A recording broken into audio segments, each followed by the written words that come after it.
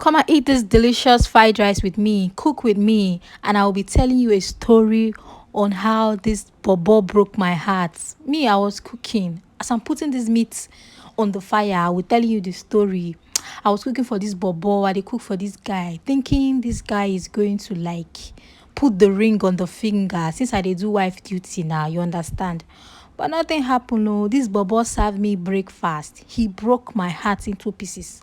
So my rice is ready. You can see I'm putting the vegetable oil, putting a little butter, the onion, the ginger, and the garlic. Yeah, you have to mix everything together.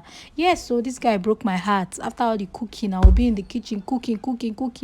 The form wife material. After everything, this guy broke my heart. So now, so my food already make a chop. Now I live cooking. I save me and I help me when I dey go through heartbreak. So food is ready. Let me eat fried rice.